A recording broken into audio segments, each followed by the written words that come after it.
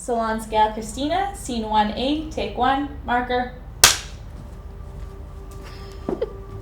And action. Hi, I'm Kristina Hallwas, and I am the owner of the Junction Creative Studio.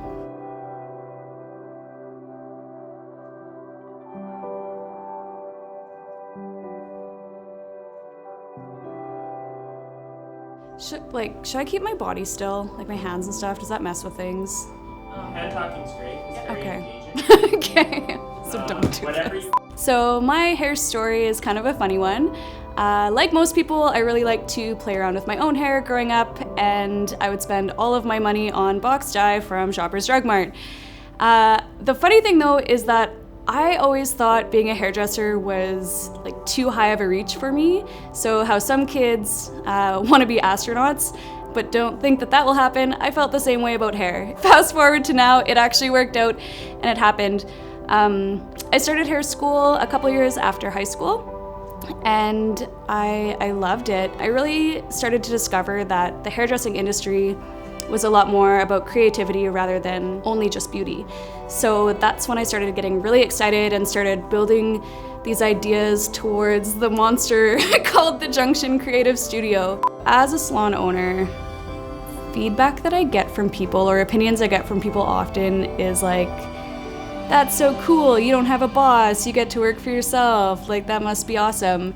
And since day one I've known that this is all a large fib.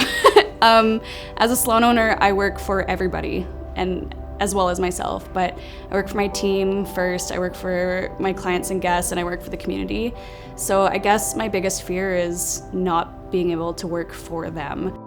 There are a lot of like really great moments being a salon owner, but it's really hard to, for me, there are so many priorities that are at the top, but like they can't all be number one all the time. So I don't know, when you are trying to humbly work through things and work hard and not put your stress on other people, that can be really weighing. Then when your priority is your family and your team and your personal well-being and finances, and like trying to still see your idea and your vision through and not make choices based on like fear or stress or panic, all of it's really challenging.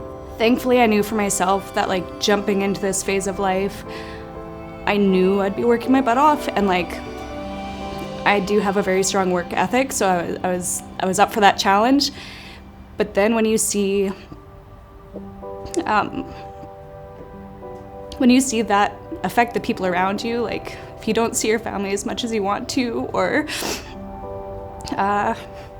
your friends, like I think I have friends still, but when you see it affecting your family or your friends or your team, it's really hard. But then it's also hard to leave at the end of the day before you're done working on whatever you're working on, because that's equally as important. We're going on year 4 of the Junction being a thing, which is really exciting. But honestly, this is when we're really, really looking harder at policy and procedure and basically anything money related. We are a very color heavy salon. We do a lot of creative changes and big changes. And we have always talked about product cost, and we sort of had some like ish systems in place for pricing, or like how to track and price for color services. But there were always way too many gray areas. With Salon Scale, they help give us the actual numbers so that we can charge appropriately, and they're almost like our backup. So we don't feel weird about charging parts separate from service. It's a huge eye-opener for myself as well as the team to see how much a color is actually costing us to mix in the bowl. So like never mind the actual like time and effort and education that goes behind it, but to be able to look and see how much the product that we're using is actually costing to provide a service for our guests. It's helped us make smarter choices, and we are charging a lot more appropriately now too. I would also say that with Salon Scale, it's just nice to have like There's almost like a pal in the industry who can help support and back you up too. We can only really like get smarter and better and stronger from here.